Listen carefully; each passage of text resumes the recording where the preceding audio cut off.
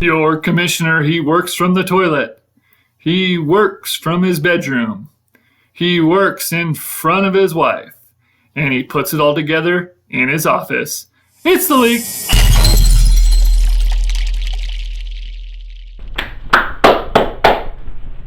The mustache is back in the playoffs. Here I was thinking this week I was going to have to shave off this mustache, but somehow I backdoored my way into the playoffs.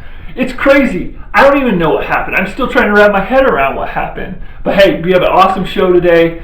Cody with the Garoppolos is going to be joining us for his high point interview. It's ironic. He started off the season doing the interview, and he's going to end the regular season doing a high point interview. So he'll be able to discuss his last week's matchup as well as kind of summarize his season for us. And also, we have a special conversation. The 4 playoff teams. That's right, we have Sean with What Would Deshaun Do? We have Tanya and Just Joshin. We have myself, the Mustache, and Mac and Devante's Inferno. All on a group conversation to discuss the playoffs and the upcoming strategies. If there are any strategies, I think even beer pong got thrown in on there. But let's summarize what happened in the final week of this awesome fantasy league.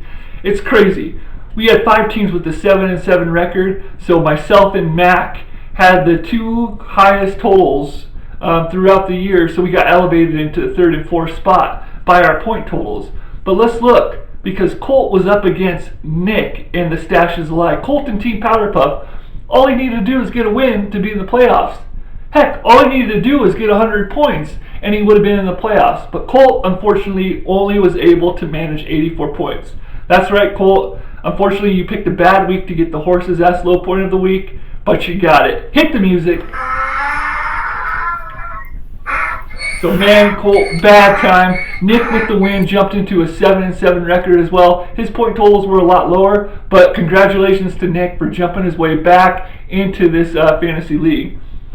Another matchup I want to highlight is Liz and Show Me Your TDs versus Ashley in Couples Therapy. Ashley got a big win, moved herself into a 7-7 record, 120 points, but about 10 points too short. A couple more points, Ashley, 1 more touchdown, 2 more touchdowns.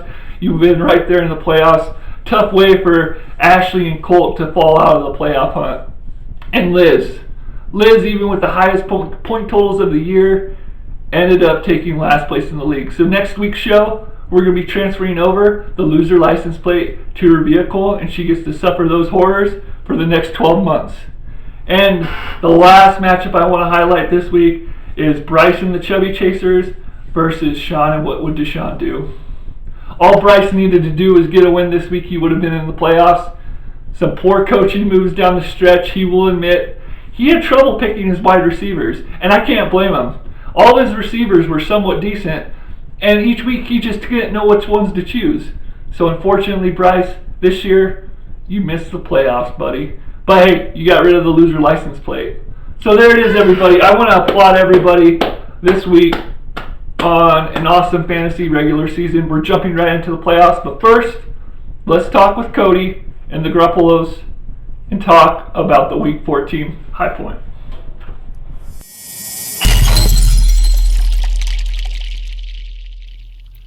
And joining me on the BNC Refuse hotline, it's Cody with the Garoppolos with 149 points in the final week of the season. Cody, how are you doing today?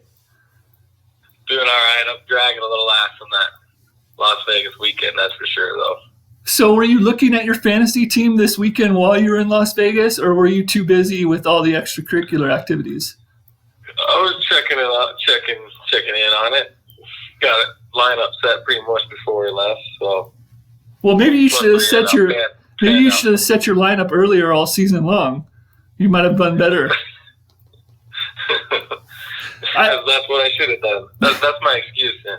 Yeah. Well, hey, the very first time I spoke with you was in episode number 1, and here we are in the final week of the season, and I'm finally speaking to you again. So it's been a 14-week gap since we last spoke. What's been going on throughout the season? I mean, you were flirting with last place for much of the season. How were you able to overcome that? It's been a rough season, definitely, from compared to last season when I was first place I think pretty much the whole year. And then just this year just being right there at the last bottom 2. kind of sucked. So I tried putting in best players I could each week, and I guess it took me 14 weeks to figure out the player with the most points you're going to win. Well, you sure figured it out these last 2 weeks. You're no longer in last place, and now that the season is over, you don't even have to worry about a license plate cover, so you got that going. Got a question for you. How do you pronounce your team name? I think it's just Garoppolo, isn't it? I'm not really sure. It's that quarterback. It's the quarterback. I knew it was. It's just his name is so hard to say, so I don't know if you spelled it right or not. So I think every week I fumbled over it. I became a 49ers fan there when the Broncos were playing so shitty. Well, us Broncos fans have something to look forward to with the cocky quarterback, Andrew Luck. So I think a little more exciting now. Exactly, and he'll throw the ball down the field. So yeah, I'm excited about it. I'm sick of watching this Broncos team after being spoiled for so many years before. Yeah, it's been terrible. It's been tough to watch. About as tough as my season's been going. Hey, you summed it up well like that. Well, I think we're going to go into our 5th year, our nickel season next year. Is there anything you're going to think about doing differently that you would like the league to know about, or are you going to kind of stick to some insider information? Yeah, I definitely don't want to get that A grade next year, that's for sure. That'd pan out well, too, for me. Yeah, that's very strange. I mean, you had an A. I'm looking at the screen right now, it looks like your weekly grade this week was an A. So apparently your A draft ended up helping you in the 14th week of the season. So too bad, can I help you more? Well, hey, it's been a really fun year. I appreciate joining me here today, and I look forward to another season of fantasy football next year. That sounds good. Me too. Thanks for doing the interviews. It's been enjoying listening to them, watching them every week. So keep it up. I try. Thank you, sir. You take care. Thanks, Cody, for doing that interview. Awesome catching up with you. Great way to end the season. Tough season overall, though. Now, hey, like I told you in the beginning of the show, we have a really awesome special here. Right now, instead of doing my weekly preview, we're going to do We're going to do a group conversation with the 4 playoff teams, and we're just going to talk it out. Enjoy, and good luck in the playoffs.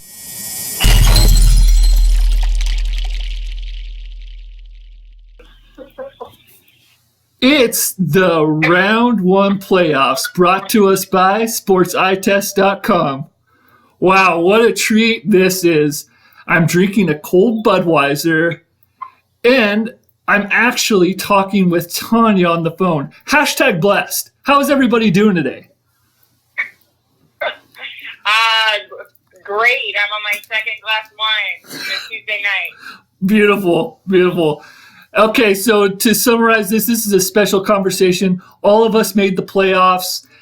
This is the Round 1 interview. We have myself, the mustache, on the line in 3rd place, going up against Tanya in 2nd place and just joshing.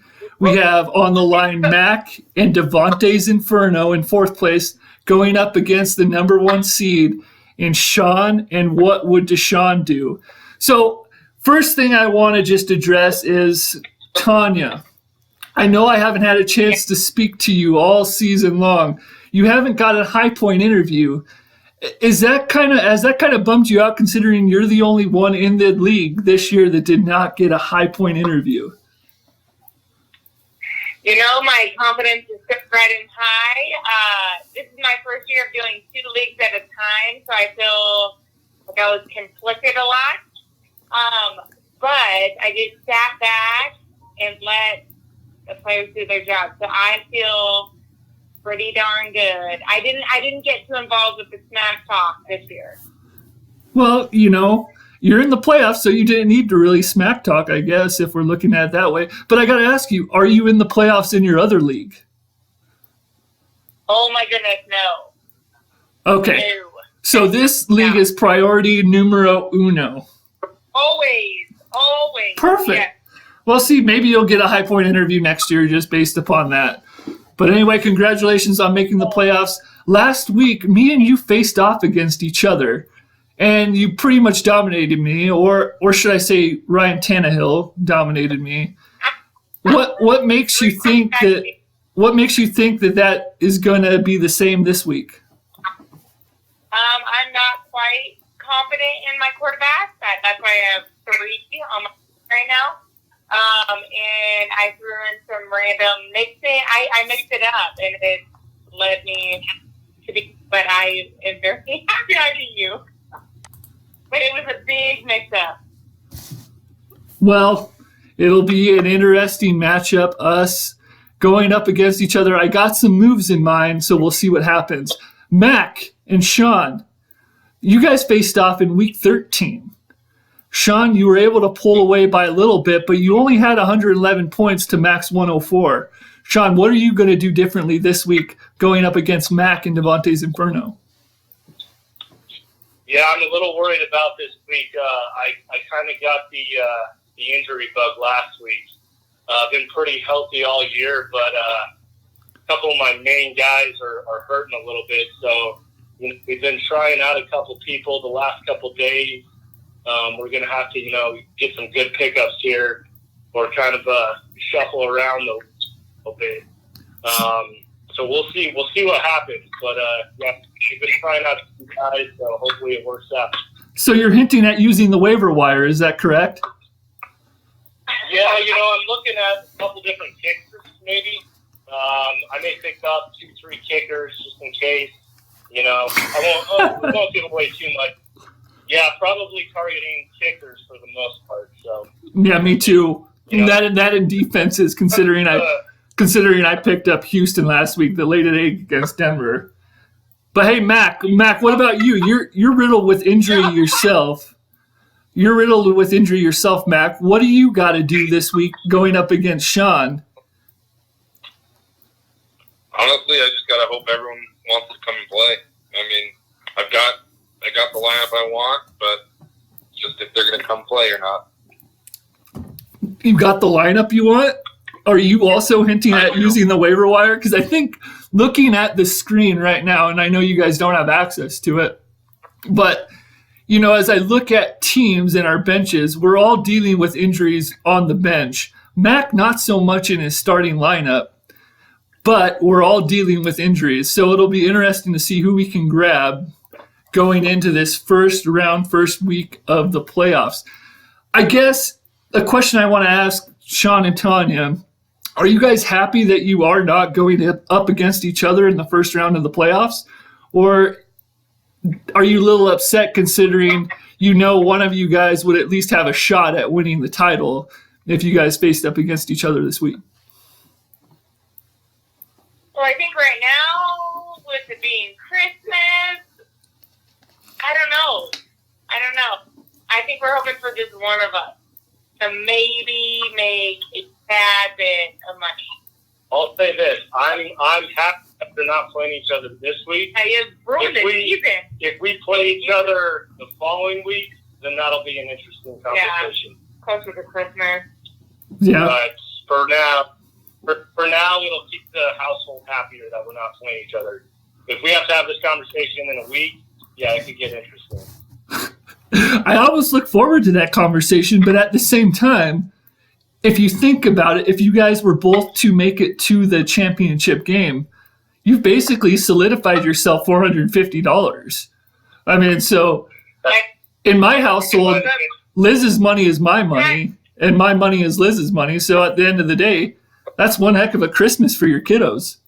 We just merged accounts. We've been together for over 10 years. But, Pat, I have to tell you that our biggest fight ever as a couple was the year that the Patriots and the Broncos played the playoffs. And the Broncos were winning the whole time, and then the Patriots ended up winning. And can I tell where did you end up that night?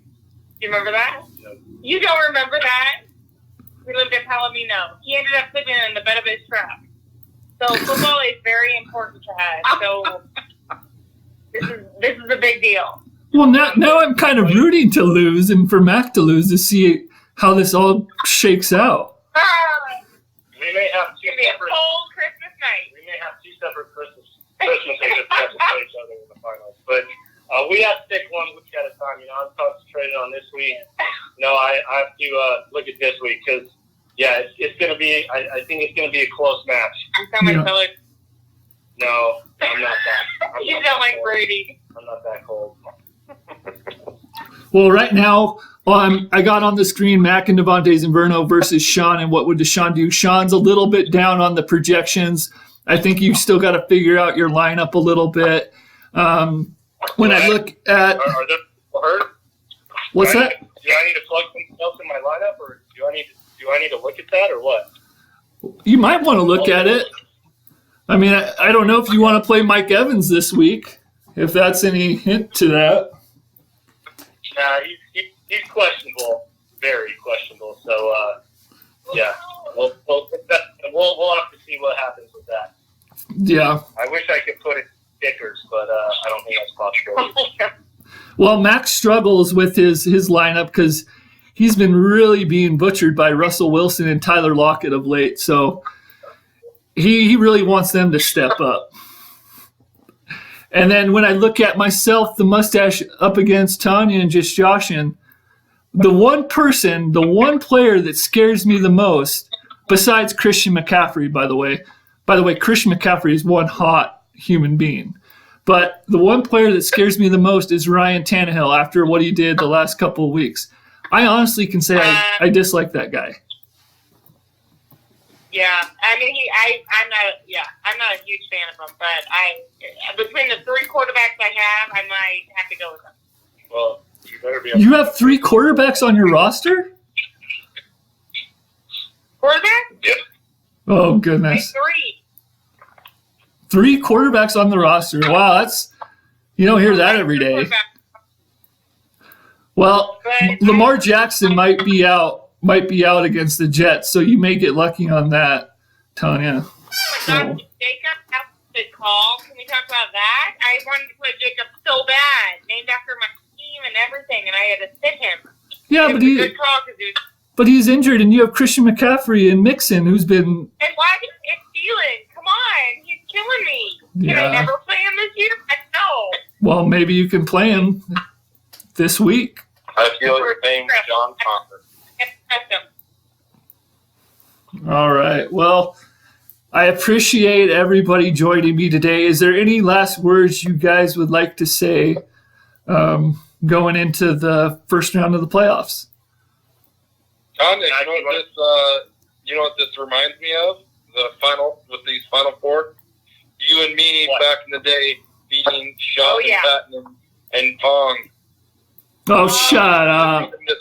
We just need to both beat them this week, and we can still reign champions and say we're better than both of them. Oh, now that gave me some extra fire. I love you. I don't remember any of that whatsoever. Whatever. Me and Matt killed well, that's because Apple McCormick's is a hell of a drug. Let's just throw that out there. It's a hell of a drug. I know this isn't a possibility, but I would put a since me and Patton are not playing together, I would put a side bet that me and Patton put up more points than Tanya and Mac. Doesn't matter. It's all about strategy. But and then if you really want me and Patton to play you guys in beer pong, let's do it. Then just we'll kill it. All right. I'm in, Mac. That's right. All right. Well, you guys, thanks for joining me, and good luck week 1 of the first round of the playoffs. Goodbye.